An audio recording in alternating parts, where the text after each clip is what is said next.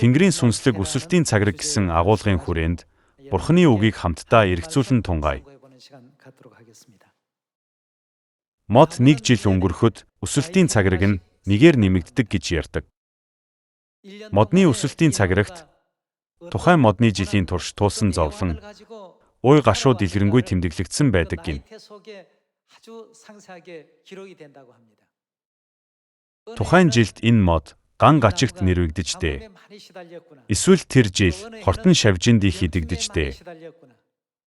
Аль эсвэл аянган цохиулжтэй гих зэргийг мэдэж болохоор тухайн модны амссан зовлон өсөлтийн цаграгт нь нарийн тэмдэглэгдсэн байдаг юм байна.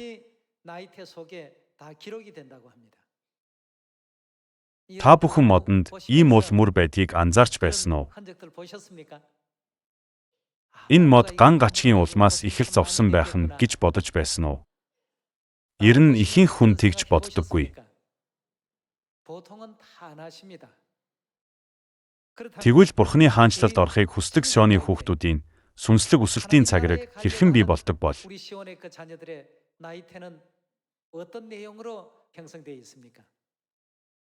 Сэрүүн бүсийн модны өсөлтийн цаграг илүү тод байдаг гэдэг.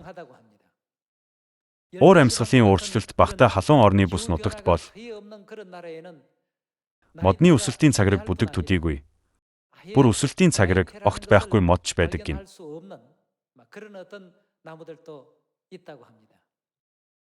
Өсөлтийн цаграг нь хавар, зун, намар, өвөл гих мэт улирлын эрсдэс ялгаатай бүс нутгуудад хамгийн тод илэрдэг. Ган гачиг, их үер,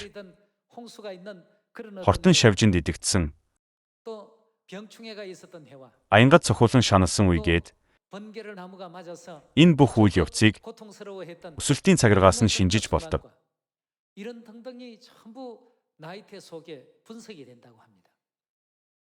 Мөнхийн Тэнгэрийн их нутагтаа буцаж очиход хаанчлалын сайн мэдээний төлөө хэрхэн амьдрсныг маань тод харуулах сүнслэг өсөлтийн цаграг бидэнд байх болно.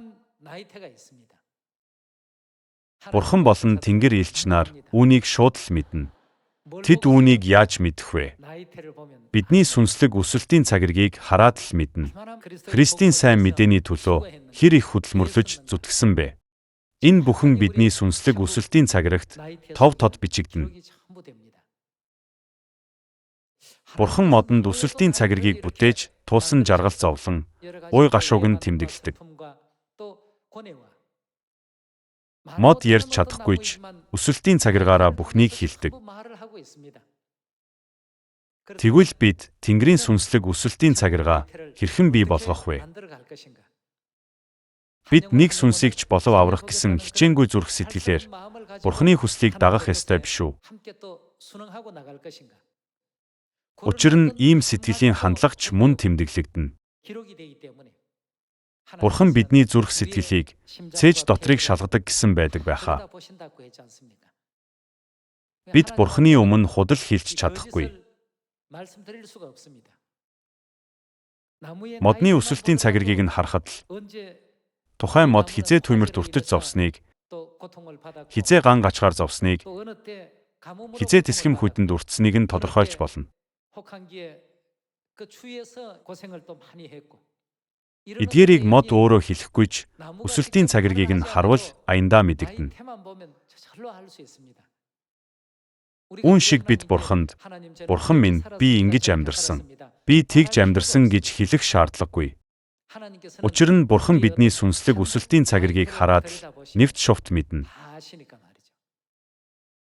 Хэр их залбирсан, сургаал хэр их сонссон, Бурханы үгийг хэр их судалсан, хэр их тунхагсан зэрэг бидний сүнслэг өсөлтийн цаграгт бүх үйлс тэмдэглэгддэг. Тиймээс л Бурхан хүн юу тарснаа л хураана гэж айлтсан юм. Хэрв бид хичээл зүтгэл таривал хичээл зүтгэлийнхээ үр шимийг гарцаагүй хурааж авна. Бурхан хичээл зүтгэл гаргадаг хүнд гарцаагүй ерөөл шагналаа хайрладаг. Аливаад чин сэтгэлээр ханддаг хүмүүс чин сэтгэлийнхээ үр өгөөжийг заавал хүртдэг. Залхуу хойрог хүмүүс залхуу хойрог зангийнхаа үр дагаврыг зайлшгүй амсна. Библийн 66 номноос миний хамгийн айдас төрдөг ишлэлүүдийн нэг нь хүн юу тарснаас хурааж авдаг гэх энэ үг.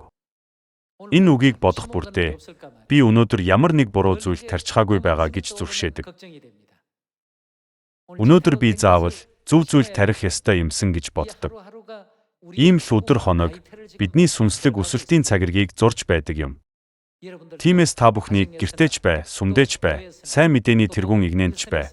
Ивэлтэй сүнслэг өсөлтийн цагирыг бүтээгээсэй гэж дахин захих бай. Илчлэл 22 дугаар бүлгийн 12 дугаар ишлэлийг хамтдаа харцгаая.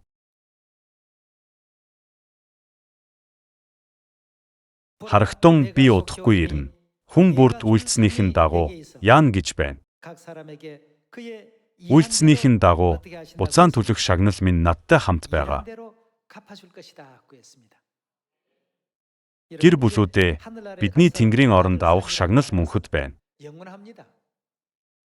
Энэ дэлхий дээр алтан медалийг мөнхөд хадгалдаг авраг гэж байдаггүй, тийм үү? Хэсэг хугацааны дараа өөр хэн нэгэн авраг болдог. Дэлхийн дээд амжилтыг тогтоосон ч гэсэн эцэст нь бас л өөр хэн нэгэн эвдэнэ. Гэвч Тэнгэрийн хаанчлалд нэг удаа хүлээн авсан зүйл үрд мөнх байдаг. Тийм учраас л Бурхан хүн бүрд үйлцнийхэн дагуу яан гэлээ.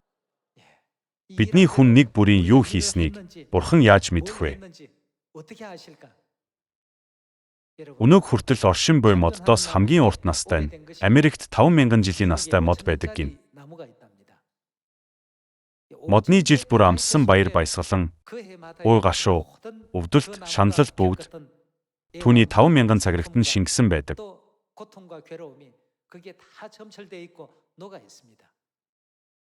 Модны өсөлтийн цагиргийг хараад хинч шинжиж тайлбарлаж чадаж байхад тэр тусмаа Бурхан бидэнд зөвшөөрсөн сүнслэг өсөлтийн цагиргаа шинжиж чадахгүй юу?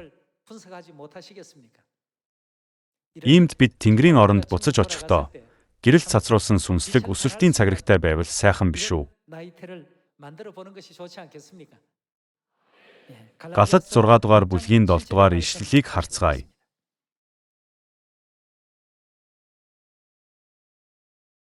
Бүү мэхлэгд Бурхан илэг доог болохгүй. Юу гэвэл хүн юу тарснаа л яах нь уу? Хурааж авдаг. Энэ туйлын үнэн. Өчүүхэн төдийл хорон бодол, зүй бус бодлоор ямар нэг юм хийвэл үр дүн нь ч гарцаагүй тийм л байх болно.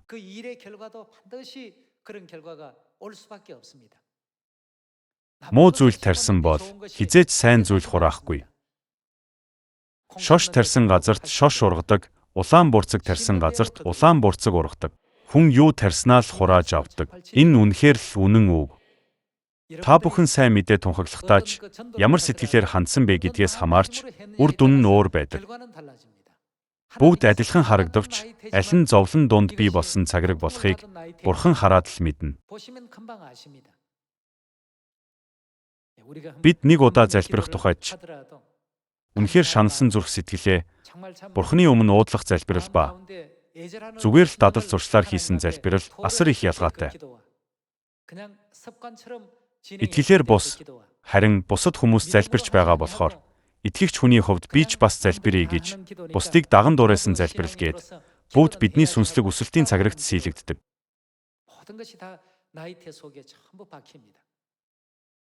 Өнөөдөр өглөөний 9 цагт залбирсан залбирал, үдээс хойш 3 цагт залбирсан залбирал, өглөө босоод залбирсан залбирал, орой орондоо орохдоо залбирсан залбирал. Мөн бид өдөр тутмын амьдралдаа Бурханыг хэр чин сэтгэлээр хайж, ямар итгэлээр Бурханаас гуйсан зэрэг бүх зүйл сүнслэг өсөлтийн цагирагт бичигдэн нэг нэгээрээ бүрэлдэн бий болж байдаг.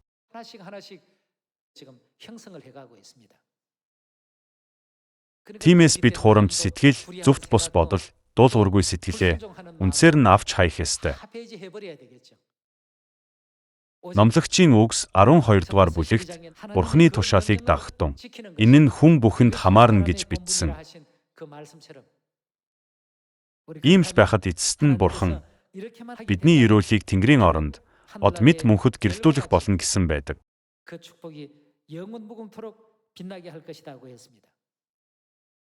8 дугаар ишлэлээс харъя. Учир нь мах боддоо тархич нь мах бодоосоо юу хурааж авах уу? Учир нь тэд мах боддоо тарьсан. Хэдий гаднаасаа сайн мэдээний ажил хийсэн мэд харагдавч дотроо хувийн хүсэлтэд хөдлөгдөж махан биеийн төлөө хийсэн бол мах бодоосоо ялцралыг хурааж авахаас өөр аргагүй хүрнэ. Бидний бурхан бол чигт шударга бурхан, үнний бурхан.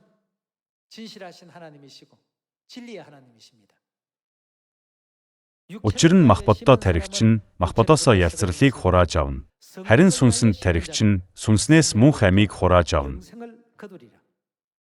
Сайныг үйлдэхдээ үл цуцъя. Учир нь бид шантрахгүй байвал цаг нь болохоор хурааж авна. Бурханы бидэнд өгсөн мөнх амийн үннийг зөв ухаарч Тэнгэрийн хаанчлалын жинхэнэ найдвар тэтгэл бол өдөр бүр Тэнгэрийн найдвараар сүнслэг өсөлтийн цагиргийг бий болгох ёстой юм.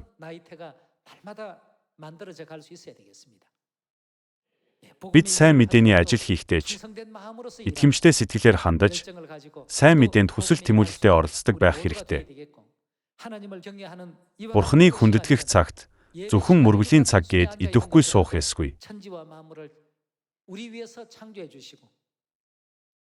Харин бидний төлөө Тэнгэр газар бүх юмсыг бүтээж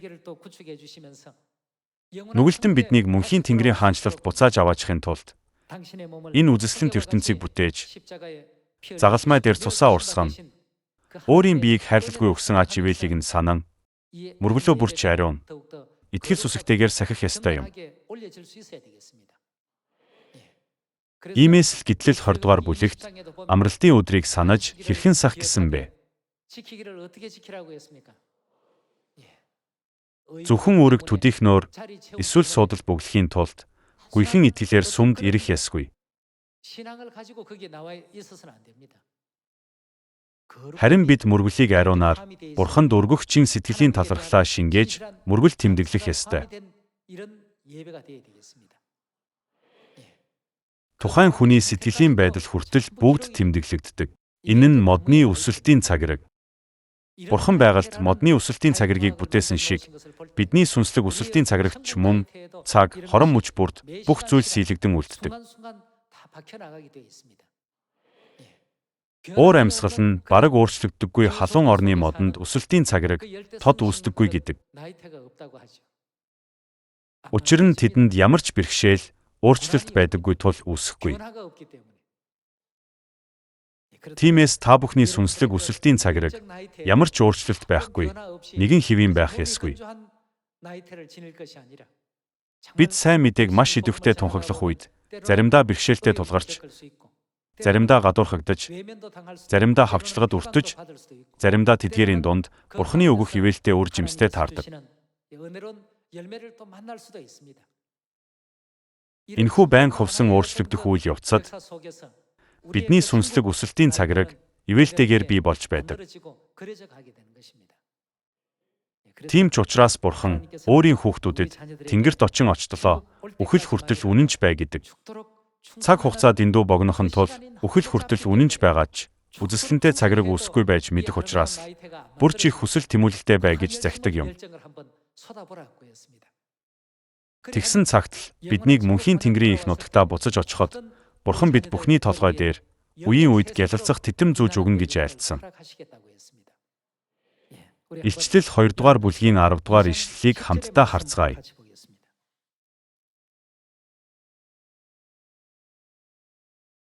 Идлэх гэж буй зовлонгуудаасаа бүү. Үзэгтэн диавол та нарыг сорихын тулд та нараас заримыг чинь шоронд хаях гэж байна. Та нарт 10 өдөр зовлон ирнэ. Ямар бай гэсэн бэ? Үхэл хүртэл үнэнч бай. Мөнхийн Тэнгэрийн ертөнцөөс энэ дэлхий дэх амьдралыг харах юм бол хүний амьдралын цаг хугацаа дэндүү ахархан.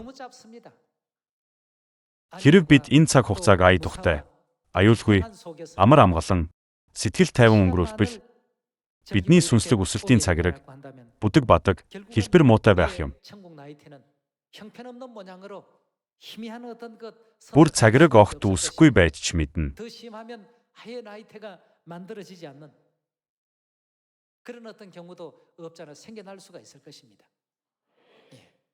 Тиймээс л үхэл хүртэл үнэнч бай. Тэгээд юу амласан бэ?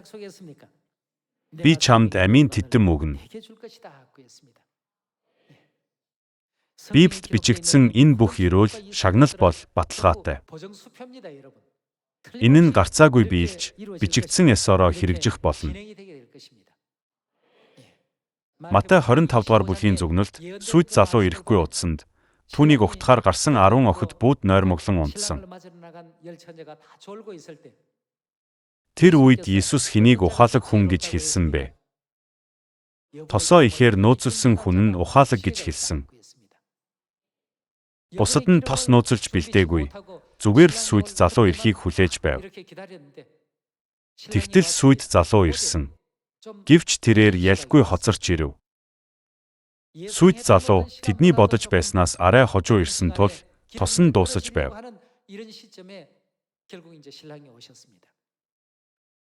Тиймээс хурмын найрын үеэр тэдэнд хэрэглэх тос байсангүй. Тэд тос худалдан авахаар явдаг. Тос авч эргэж ирээд хаалга тогшин, хаалгаа нээн үү гэхэд Иесус юу гэж хариулсан бэ? Тэр тэдэнд би та нарыг танихгүй, надаас зайл гэсэн. Гэр бүлүүдээ бидний итгэлийн тос түр зуурын хэмжээ хязгаартай байх ёсгүй. Бид эцгийн хүслийг өөрт нь нийцүүлэн дагаж хүлээн авдаг байх ёстой. Бид өөрсдийгөө эргэн харвал Тэнгэрт нүгэл үйлдсэн нүгэлтнүүд бидтэй. Нүглээ уучлуулсан л гэхэд өдөр бүр талархлын дуу үргэлжлүүлж хангалтгүй атал. Зарим нь Бурхан миний хүслийн дагуу хийгээгүй тул би Бурханыг дагахгүй гэдэг. Дагахгүй бол сүнсээр хэн хохирох вэ? Бурханд бид хэрэгтэй юм биш. Харин бидэнд хэн хэрэгтэй вэ? Бидэнд Бурхан хэрэгтэй. Тэр биднийг хаашаач хөдөлсөн. Бид эцсийг хүртэл дагаж мөнхийн Тэнгэрийн хаанчлалд орохын тулд сүнслэг өсөлтийн цагирагтай байх ёстой. Йошуа Калеб хоёрын тухайд авч үзэхэд тэдний өмнө хичнээн том, бат бөх ир хогийн цайз байсан ч Бурхан тэдэнтэй хамт байсан тул тэдэнд саад болж чадаагүй. Тийм биш үү? Тэр л Бурхан манай сүмд бидэнтэй хамт байна. Бурханыг хизээч мартахгүй байж, Бурхантай хамт сайн мэдээ тунхаглаж байгаагаа байнга санаж байхыг та бүхнээсээ дахин хүсэх байна. Иймээс л Бурхан үхэл хүртэл үнэнч бай гэж айлтсан. Юунд үхэл хүртэл үнэнч бай гэснийг Лук 19-р бүлгээс харцгаая. Лук 19-р бүлгийн 12 дугаар ишлэл.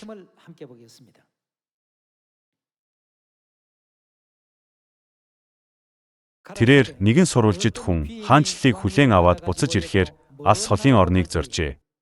Тэр 10 болоод удаж тэдэнд 10 мааны өгөөд намайг буцаж иртэл эдгээрийг эргэлдүүл гэжээ. Харин түүний иргэд түүнийг үзэн яддаг байсан тул араас нь илч хэлгээн энэ хүн биднийг захирахыг бид үл хүснэ гэж хэлүүлжээ. Мөнөөх хүн хаанчлалаа хүлээн авсны дараа буцаж ирэв. Тэгээд мөнгө өгсөн боолууд нь хэр эргүүлснийг мэдхээр тэднийг дуудуулж гин. Эхнийх нь ирж эзэн таны 1 мааны 10 мааны болсон гэхэд тэр түнд сайн байна, сайн зарц минь. Чи маш бага юманд тэр юу хийсэн бэ? Энэ хүний сүнслэг өсөлтийн цагираг нь итгэмжтэй байдлаар дүүрэн байж бага юманд итгэмжтэй байсан тул 10 хот захирах эрх мэдэлтэй боллоо гэжээ. Хоёр дахь нь ирж эзэн таны 1 мааны 5 мааны болсон гэхэд тэр түнд мөн чи 5 хот захирах эрхтэй гэлээ. Өөр нэг нь ирж эзэн үзэгтэн би таны 1 мааныг алчууртаа боогоод хавд арчихсан. Та тавиагүй хэрнээ авдаг, тариалаагүй хэрнээ хураадаг чанга хүн тул би танаас айсан юм гэсэн. Тэр өөдгүй бол чамайг үгээр чинь би шүүндэ. Чи намайг тавиагүй хэрнээ авдаг, тариалаагүй хэрнээ хураадаг чанга хүн гэдгийг мэддэг байх нь уу? Тэгвэл чи мөнгийг минь юунд мөнгө хүлэгчэд өгсөнгүй вэ? Тэгсэн бол би буцаж ирээд хүтээ нь авах байсан юм гээд. Дэргэдээ байгстад түүнээс 1 маныг авч 10 манетай хүнд өгсөгүй гэв. Тэд эзэн түүнд 10 мане байгаа шүү дээ гэхэд би та нарт хэлье. Хинд байна түүнд яах вэ? Илүү ихээр өгөгдөнө. Харин хинд байхгүй байна. Түүнд байгаа нь хүртэл түүнээс хураагдана. Итгэмжтэй байснаар ихийг олж авсан хүмүүст Бурхан илүү их өрөөл өгч, харин юу ч үгүй хүмүүсээс байгааг нь хүртэл хурааж авна гэжээ. Гэр бүлүүдээ энэ бүхэн бидний сүнслэг өсөлтийн цаграгт тэмдэглэгддэг юм. Би Тэнгэрийн сүнслэг өсөлтийн цаграгтаа ямар гайхамшигт түүх бичих вэ гэж бод. Эцгийн мэлмид бид 10 мане нэмж олоод сайн байна. Итгэмжид сайн зарц минь гэж магтагдсан ухаалаг зарц шиг байх ёстой. Хийсэн бүх зүйлдээ итгэмжтэй байдлыг тарьсан учраас чи итгэмжтэй байдлынхаа үр дүн хүртэж байгаа юм. Юу тарин түүнийгээ хураана гэж би хэлээгүй билүү гин. Эдгээр бүх өрөөл бидний сүнслэг өсөлтийн цаграгт сийлэгдэж, манай Сионы гэр бүлийнхэн бүгдээрээ ийм үр дүнд хүрээсэй гэж хүсэж байна. Библийн үгнээс харвал сүнслэг өсөлтийн цаграгт дуулуурын цаграг бий, итгэлийн цаграг бий, бие биенээ хайр химээсэн цаграг бий, бие биедээ буулт хийж, ив итэй бай гэх цаграгч бий, сайныг үйлдэхсэн цаграг бий, Бурханаас имэж түүний тушаалыг дагтун гэсэн цаграг бий. Бурханы нэгүүлсэнгүй, Бурхан чанарыг хуваалцагч бол гэсэн цаграгч бий. Өсөлтийн цаграг олон янз байдаг. Бидний туулсан бүхэн Тэнгэрийн сүнслэг өсөлтийн цаграгт нэг нэгээрээ сийлэгдэнэ.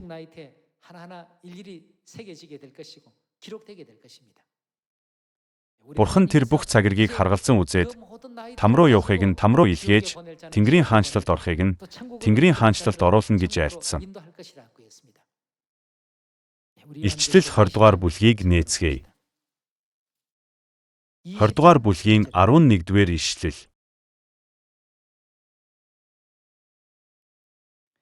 Цагаан өнгөтэй агуу синти болон дээр нь залрагчийг би харав. Түүний дүр төрхөөс газар тэнгэр зүгтсэн бөгөөд тэдэнд байх газар ис олдов. Их баг үхэгсдийг синтийн өмнө зогсохыг би харлаа. Номууд дэлгээстэй байв. Өөр нэг ном дэлгээстэй байсан нь амийн ном аж. Үхэгсэд юуны дагуу вэ? Үлсийнхээ дагуу. Тэнгэрийн сүнслэг өсөлтийн цагираг нь бидний амьдралын түүхийг өгүүлдэг. Баяр гуниг учирсан бэрхшээл, тулгарсан хавчлах сорилт, амсан зовлон шаналл, зовлон дундч, итгэлээ алдалгүй, эцсээ хүртэл Бурханыг дагсан эсхийг харуулдаг. Бид хүн нэг бүрийн нөхцөл байдлыг нарийн мэдэх боломжгүй. Харин Бурхан бидний дотор бичигдэж байгаа сүнслэг өсөлтийн цагиргаар дамжуулан бүхнийг уншдаг. 12 дугаар ишлэл. Их баг үхэгсдийг синтийн өмнө зогсохыг би харлаа. Номууд дэлгээстэй байв. Өөр нэг ном дэлгээстэй байсан нь амийн ном аж. Үхэгсэд үлсийнхээ дагуу энэхүү номд бичигдснээр шүүгдэв. Дотроо байсан үхэгсдийг тэнгис гаргаж өгөв.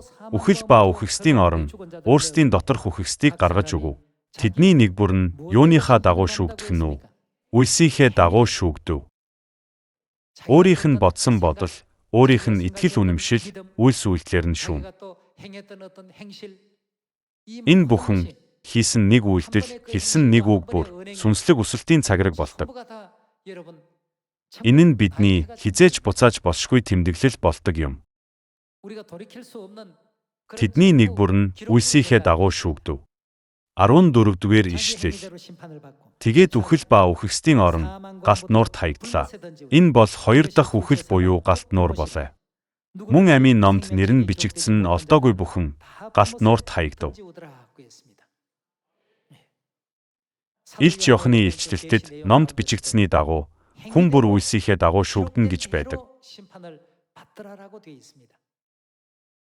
Тиймд үхэл хүртэл үнэнч байсны тань цагираг, сүнслэг өсөлтийн цагирагт бүрэн сийлэгдэж, мөнхийн Тэнгэрийн их нутагтаа буцаж очоод, Тэнгэрийн од мэд үрд мөнх гялалцах, тийм хивээлтэй, яруу алдарт хүмүүс болоорой гэж та бүхэндээ захия.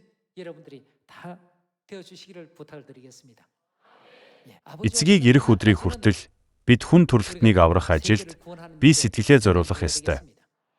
Өнөөдөр Тэнгэрийн сүнслэг өсөлтийн цаграг гэсэн сэдвээр Бурхны үг судлаа. Энэ сургаалаас ивэл авахыг хүсээд үгээ дуусгая. Баярлалаа.